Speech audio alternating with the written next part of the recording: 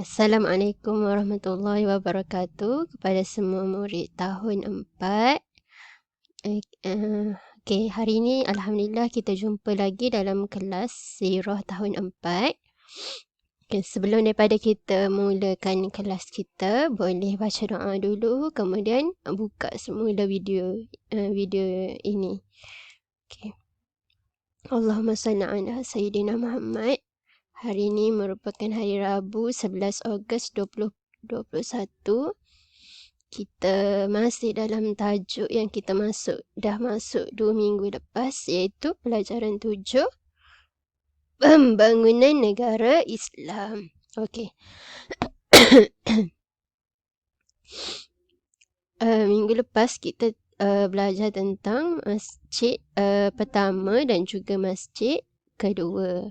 Okey, jadi hari ini kita akan teruskan pelajaran kita kepada unit 2, iaitu pentadbiran dalam pembangunan negara Islam.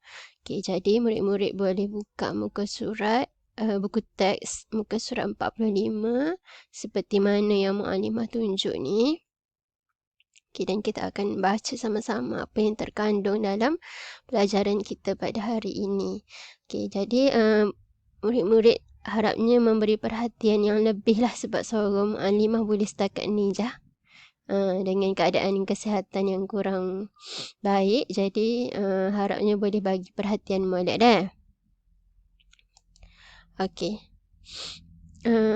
Unit 2 pentadbiran ni maksudnya pemerintahan negara lah, seperti yang negara kita ni macam PM, Perdana Menteri atau menteri-menteri kita sedang buat ni, kita panggil dia sebagai pentadbiran ataupun pengurusan negara deh. Okey. Yang pertama, Madinah merupakan sebuah negara yang mempunyai penduduk yang berbilang bangsa, suku dan agama. Seperti Malaysia jugalah.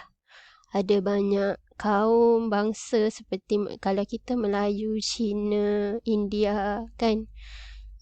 Dekat Madinah pun banyak bangsa jugalah dan juga banyak agama. Oleh itu, bagi menjamin kestabilan, Rasulullah sallallahu alaihi wasallam telah menggubal satu perlembagaan yang dinamakan sebagai Perlembagaan Madinah. Okey, jadi untuk mengelakkan, untuk menjaga keamanan, supaya tak bergaduh sesama kaum yang berbilang bangsa ni, Nabi buat satu peraturan lah. Peraturan yang khusus, iaitu namanya Perlembagaan Madinah. Ia merupakan satu perjanjian yang melibatkan seluruh penduduk Madinah yang berbilang bangsa tu. Yang ketiga, perlembagaan itu menyentuh kedudukan Rasulullah sallallahu alaihi wasallam. Dalam peraturan tu ada kedudukan Rasulullah sallallahu alaihi wasallam, kedudukan penganut Islam dan juga Yahudi, serta tugas dalam hak individu dan kumpulan masyarakat di Madinah dan juga di sekitar Madinah. Okay, dia adalah tanggungjawab masing-masing, perjanjian yang masing-masing dah setuju dalam Perlembagaan Madinah ini. Okey. Seterusnya, berdasarkan perlembagaan itu, Rasulullah sallallahu alaihi wasallam dilantik menjadi ketua negara Madinah. Okey, jadi ketua Nabi ni jadi Perdana Menteri lah Madinah ni, dah ketua negara Madinah. Dan sebagai Perdana Menteri, baginda bertindak sebagai hakim juga, yang mengadili, yang akan mendengar semua masalah dan menyelesaikan sebarang perselisihan yang berlaku di antara rakyat-rakyat Madinah ni. Okay. Ini bererti bahawa hukum Allah Subhanahu Wa Taala, iaitu Al-Quran, menjadi undang-undang negara bagi semua golongan, dan Nabi Muhammad sallallahu alaihi wasallam sebagai ketua agama Islam. Melalui perlembagaan itu, orang-orang Yahudi dengan sendirinya menerima dan mengakui Rasulullah sallallahu alaihi wasallam sebagai ketua mereka, iaitu ketua negara lah. Walaupun mereka belum mengakui atau tidak mengakui hakikat kerasulan baginda. Maksudnya dia, walaupun mereka tak masuk Islam, tak mengaku Allah tu Tuhan, Nabi ni adalah pesuruh Tuhan, tapi dia tetap mengakui bahawa Nabi ni adalah ketua negara. Okay. Melalui perlembagaan ini juga, wujudlah negara Islam pertama dalam sejarah yang mempunyai sistem pentadbir yang sistematik, yang tersusun dah, yang ada sampai dalam satu perlembagaan khas, dan boleh panggil ketua-ketua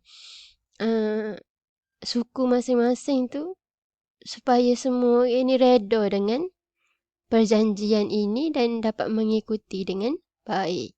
Okey, jadinya hebatlah negara Islam Madinah ni sebabnya dia boleh buat satu perlembagaan yang tersusun supaya rakyat dia yang berbilang bangsa dan agama ni tidak bergaduh antara satu sama lain dan boleh bekerjasama dalam satu pentadbiran negara deh. Okey. Jadi setakat tu dululah apa yang kita belajar minggu ni.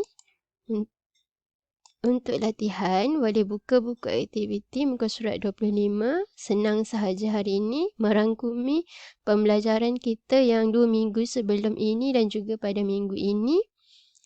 Boleh padankan kenyataan yang sebelah sini dengan sebelah sini deh. Okay. Jadi Maklimah harap latihan ni memberi lebih kefahaman lah kepada awak tentang tajuk ini. Okey, jadi syukran jazilan, cukup setakat ni dulu minggu ni. Dan Maklimah juga minta maaf kerana tak dapat buat Google Meet hari ini. Jadi insya-Allah kita akan jumpa lagi minggu depan. Ma'assalamah wa ilal liqa. Assalamualaikum warahmatullahi wabarakatuh.